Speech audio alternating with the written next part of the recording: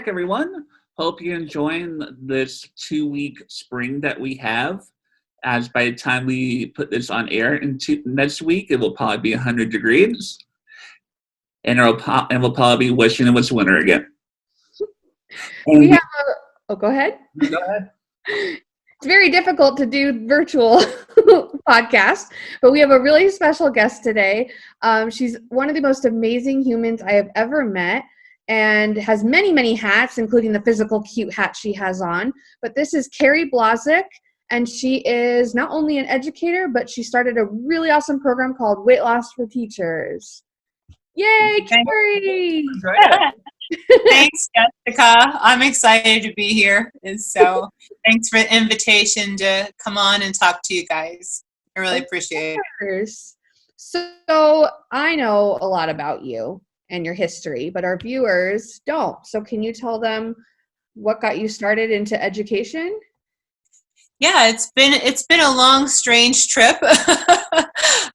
So I started teaching in 1996. I had originally gone to school for a degree in geology, and in the 90s there were no jobs for geologists. So I went to school in Missouri and was actually out in Cedar City, Utah for my geology field camp. It was the first time I had ever been to Las Vegas. And it was during that trip that I decided that geology was not for me. I wanted to be a teacher. And so when I went back to school that fall, I started taking education classes, and I finished up my degree and then went for my education certificate as a post-baccalaureate and began teaching middle school science in 96. Amazing. And then I know you had a brief break, which kind of shaped you into who you are today. Do you want to talk a little bit about you left education, correct, and then came back? Yeah, so I started teaching in St. Louis originally, and that was like the total middle school philosophy when middle school was like really big and booming. My master's is actually in secondary ed with the emphasis in middle level. So, that's how you and I ended up vibing, because we're all about that social, emotional component of education. But I left St. Louis in 2004 and moved to Las Vegas and taught here in Clark County. And I worked in 2 different middle schools before I became a project facilitator in science. So I worked in curriculum and professional development for 4 years. And that was when the housing market, bottomed out here in Las Vegas. And I always have said, like, looking back, that opportunities for me were usually wearing a disaster costume. So it's like, I didn't really know, like, I was going to end up in Las Vegas the first time around, but that was disguised as a engagement that went south, which left me with no house and no job. So I moved across the country. And then I didn't know in 2011 I was going to find myself without a house again, but I did a short sale on my condo. And I'm like, hey, wait, this is probably an opening to something new. And so I actually ended up resigning from the school district and traveling around the country with my dog. I was literally and figuratively in my element, because I had a Honda Element at the time. And we traveled through like 38 states in the course of 18 months. Wow.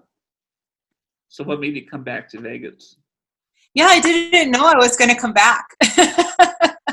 I guess I gotten really good at kind of listening to those little hints or those little voices, the little inspiration.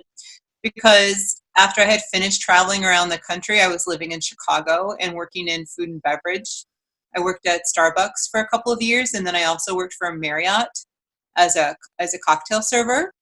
And I really was enjoying that job. Had really no ideas or inclinations thinking that I was going to come back to teaching. And then one day in August, I was on Facebook and looking at everyone's back to school pictures of their kids, and a friend of mine who actually ended up taking my position at Curriculum and Professional Development is an administrator now, and she was posting about being back at work and needing a science teacher. And I was just joking around. I'm like, oh, I could always come back. And I was like, oh, I could go back to teaching.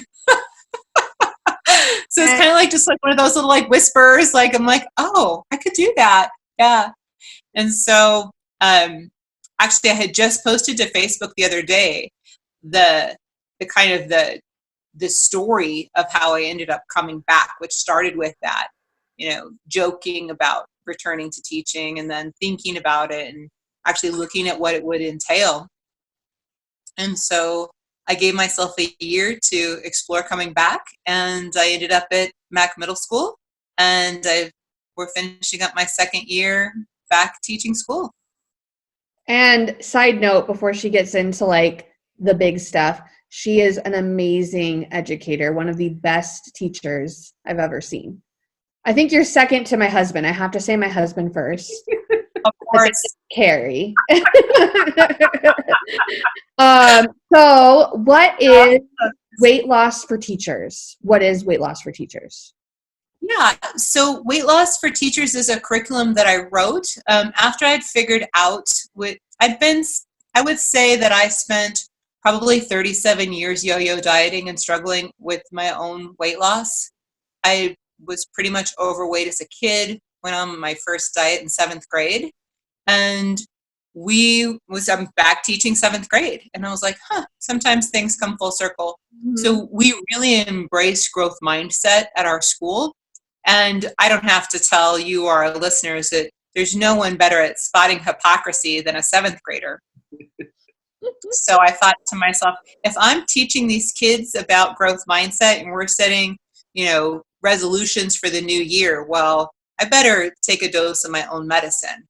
So I was 49 that year and was thinking about, I have this story that says, well, I guess I'm never going to figure this out. I don't know how to lose weight. I've been on a million diets. The growth mindset just says, I haven't figured it out yet. So if I'm asking the students to try again when they fail, like maybe I owe it to myself to try again. So I decided I was going to apply growth mindset to weight loss. And after about 5 months into the journey, I was like, I figured out enough stuff that I should probably be sharing this with other people, because I was able to kind of crack my own code when it came to weight loss by really looking at mindset. So I developed Weight Loss for Teachers, and it is really just a simple 6-step strategy that 1, 2, 3s and ABCs of weight loss that I figured out along the way and decided to share with other people. Now, how does Weight Loss for Teachers work for educators? Can you explain that a little bit? Yeah, so I was just really thinking of a community that I wanted to serve, and I knew what positive impacts embracing growth mindset was having for me and my students. And so, it's not like these 6 strategies only work for educators, but what I saw from myself when I went through them and was learning how to apply these strategies in my own life, it wasn't just about the weight. It was more about my own mindset and how I was embracing my own failures, even in the classroom, because, I'd been gone from education. I'd been 11 years since I was in the classroom when I came back. And I felt like I was in the student seat a lot of the time, really having to extend a lot of grace and compassion to myself, because it took a long time for me to get up to speed. Jessica will tell you, even though she thinks I'm an amazing educator, it didn't really look like that the first semester I was back in the classroom. It was a lot of tears and frustration and really humbling myself to that. So I think educators also face some unique struggles when it comes to weight loss or achieving their goals. We're always used to kind of playing second fiddle and putting everything out there and sacrificing ourselves for our students. And we also have these really weird schedules. We have a very high level of stress ourselves and can be emotional eaters, or, used to having treats for kids and then kind of indulging in those same things for ourselves. So kind of looking at the unique package and struggles and strengths of teachers and using that to provide a platform for them to embrace growth mindset through the lens of weight loss, really. And I remember we were hanging out at your apartment when you were first starting to fully immerse yourself into this program that you've created. And you had it was just very simple, your book, and you would record each thing that you were going to eat the following day. Can you talk a little bit, give a snippet of that? Oh, yeah, absolutely. So the 1, 2, 3s, the first one is just one daily plan. So Jessica could tell you, I love the brain. I've always been fascinated by the brain, by neural research.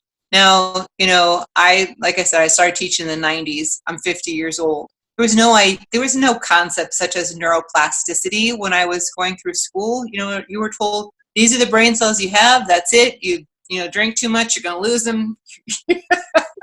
Like, hang it up.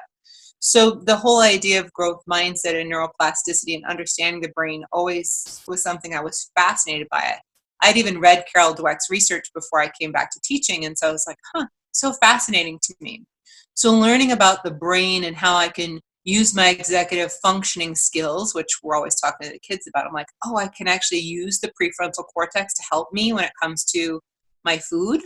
If I just plan a day in advance, I could actually think with that strategic part of my brain and come up with a prescription of food for myself the next day. All the things that I know I should eat, or I could not even have to be that restrictive as long as I was intentional about what it was that I wanted to plan. So I called it the realistic simple plan. So what's the realistic simplest thing I could eat the next day? And then writing that down and kind of using it as a prescription for what to eat the next day, so that I could catch myself in that, automated default thought patterns that we all fall prey to, especially at the end of a day of teaching, where we're just like face down, in the cookie jar or halfway through the bottle of wine, and thinking, I was supposed to have a salad. What the hell? So that was like the first, that's the first step when I'm teaching weight loss for teachers, or people are like, gosh, can you just give me one hint? Like, what can I do differently? And that really is, I think, the entry point for everyone. If you did nothing else, just strategically plan for your food a day in advance. Now, is there like a list of foods that you say it's like, no, you can't have, or it's like you could have everything, but like in moderation? Well, Ryan, it's just like the students, we meet them where they are, right? So even though my 7th graders, like, they don't all come in the same place. I used to joke that, like, I don't expect them all to walk in at the same height and weight. Like, they're all over the place, right? And so same with each of us. It really is a matter of meeting yourself where you are, because what's realistic and simple for one person is going to be totally different for another person.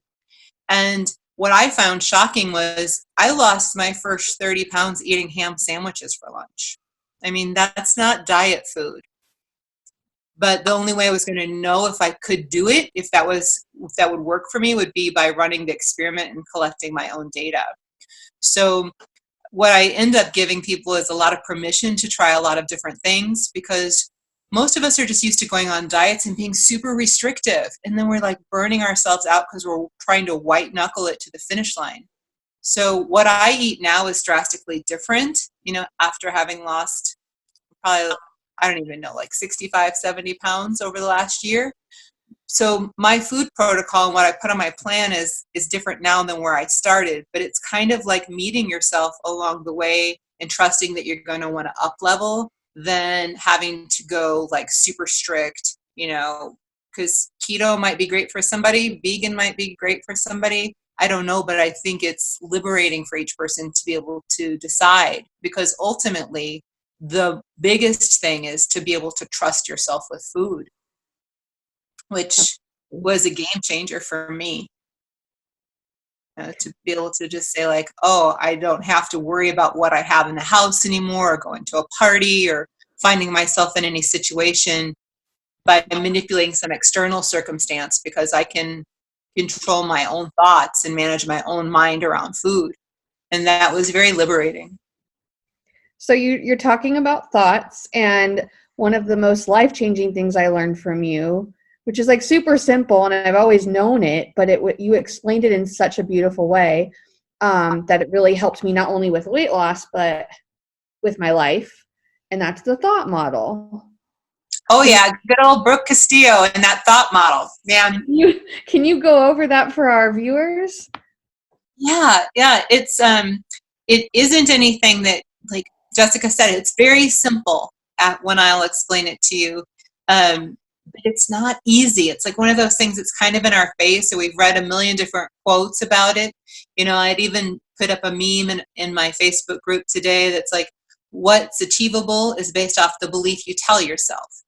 Like, everyone will look at that and be like, yeah, but like, what do we do? How does it work? So Brooke Castillo is a woman who runs the Life Coach School. She has an amazing podcast.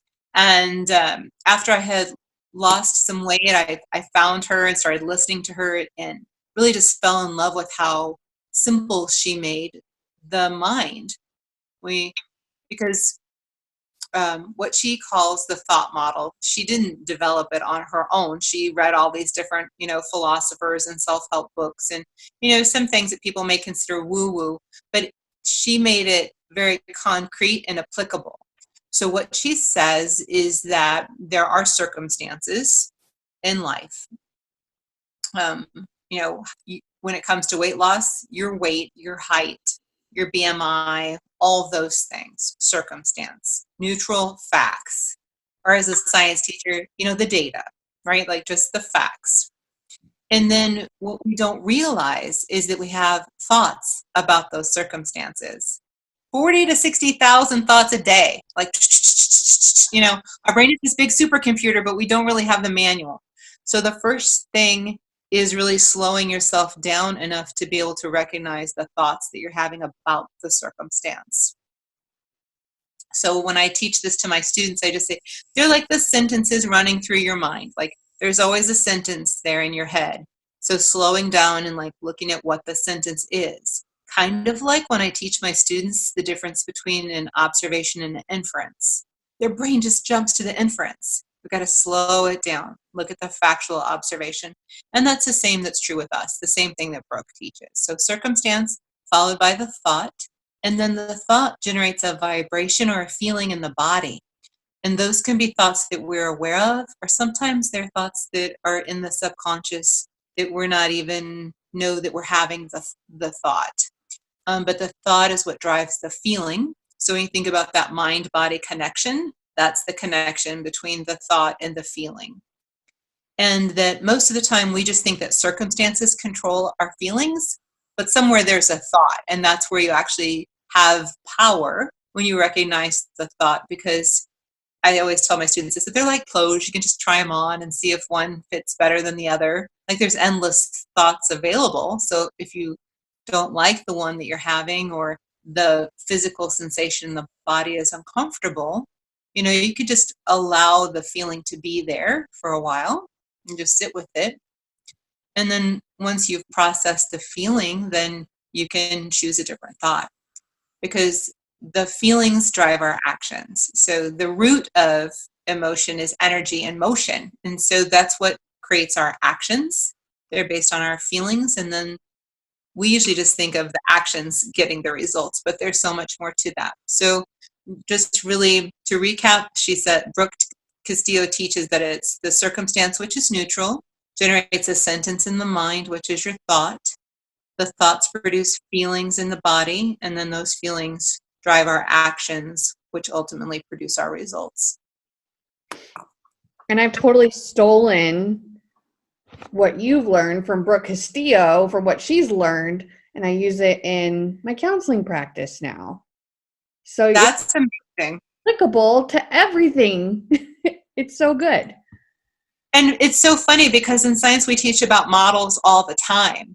So it's like, oh, this is a model for how you're operating, even though you're not conscious of it or you can't see it happening. This is a way to have an idea of how you're processing, internally, how the mind actually works. So I love the cross-cutting concepts that are at play with, our NGSS standards as well, as it being a really good tool for the social and emotional component. Mm-hmm. So for someone like me who's tried every diet and pretty much has failed, like, how can someone get a hold of you in terms of trying weight loss for Teachers Out? Yeah, well, probably the easiest way is to either find me on Facebook or to go through my website. So the website for Weight Loss for Teachers is just really easy. It's WL and then the number 4 and T. So just those 4 things. WL4T.com is the website. And on the website, there's a couple of different ways that you can work with me. So one is I do have private one-on-one clients that I work with over a 3-month course of time to really kind of get at the root of some of these core beliefs that are standing in your way. And then we go through week by week the ABCs in 1, 2, 3. So we talk about how to plan your food, the importance of drinking water and getting rest, understanding the hunger scale, all the reasons why you're eating. Are you actually hungry or what's at play? How to process your emotions and make other choices through some energy management practices. And then trusting that you're constantly up leveling. So going from good choices to better choices to the best choice. And then really just having the courage to keep going all the times that you're going to mess up along the way, because as we know, when we're learning anything new, it's never perfect. So that's kind of how I work with my one-on-one clients. And then I also have a free Facebook group that I just launched. It's called the Weight Loss Laboratory. And so it's going to be, we started it last week, April the 15th, and that's going to run through June 30th. So people are welcome to do that. Or if they just want to have a short 15-minute attitude adjustment, they can sign up for that too. And we can just talk on the phone and I can help you unlock maybe, a place where you're getting stuck or point out a thought to you that maybe you aren't aware is tripping you up. All right, Miss Kerrie, we have reached the end of the interview where we shift gears and ask you some elevating educator questions. Awesome. So these questions we ask everyone. We ask every single guest. I'm just looking them up because I always mess them up. Excellent. I love the title of the podcast, Elevating Educators. I've always had such a heart for education.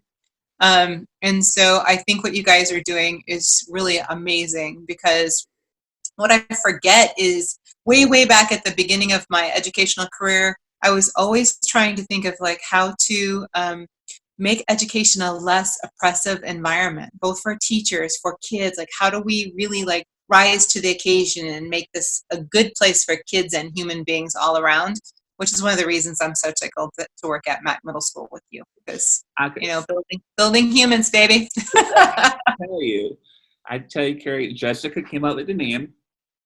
I did. She came up with the graphics. I did. Okay. She came up with the colors. No, but you, Ryan. I do all the technical stuff. It was Ryan's brainchild. So thank you, Kerrie, for thinking that we're doing some good here, because sometimes we're like, is anybody watching us? Do people care about us? But we're just going to keep pushing. Yeah, just keep fighting a good fight, right? So Kerrie, what is your dream school? You could design the perfect school. What would it look like? Well, gosh, Jess, I would probably go back to the original school that I taught at. We were a 7-8 building, and we were on teams, which I drastically miss. So I would go back to teamings and looping with the kids. So I would go back to that original middle school philosophy that was really rooted in social and emotional intelligence. Have the kids stay on a core team of 5 teachers and keep the kids or the babies for, at least 2 years at a shot. I think continuity of care is sorely missing in most of our schools. I agree. Do you have the teams in middle school, Jessica? Not at our site, but who knows what's to come. Maybe it'll happen someday. Yeah, I may go back. I know a lot of the schools have the Harry Potter-ish type houses now too. Oh, that's cool. That's really cool. All right. So the second question is, and being an educator, this might have multiple answers. What is the most annoying education buzzword that you know of? What's the one that goes underneath your skin the most? The first thing that jumped to mind is rigor. That darn rigor. Yeah, that darn rigor. Yeah. Gosh, there's so many, across the decades, but that's the one that kind of sticks in my craw right now. Burger's a good one. And then our last question is, who is your favorite teacher of all time? It could be a real teacher or a fictional teacher. Gosh, I'm really fortunate that I had some amazing teachers as a child. They were critical in my upbringing, and I guess I'd have to pick Miss Burris. She was my middle school science teacher, and she's the person that I always try to emulate or think about how accessible she was, how interested she was in science, and how she just provided us with so many unique experiences. I can still remember. I mean, it was years and years and years ago. I'm 50. It was like seventh and eighth grade. It was a long time ago. But we made leaf notebooks, and we got to dissect cow eyes, and she taught us how to balance chemical equations, and we made yogurt. And I mean, we did a mock trial, and like, she was just a fascinating person. And really, it just taught me to love science and love asking questions about the natural world. And so I think she's probably one of my favorites. That's so awesome. You're emulating her. Yes. To the best of my ability. Well, we appreciate having you, Miss Kerrie Blazek. You're amazing. Thank you so much. It's been an honor and a privilege to be here with you guys today.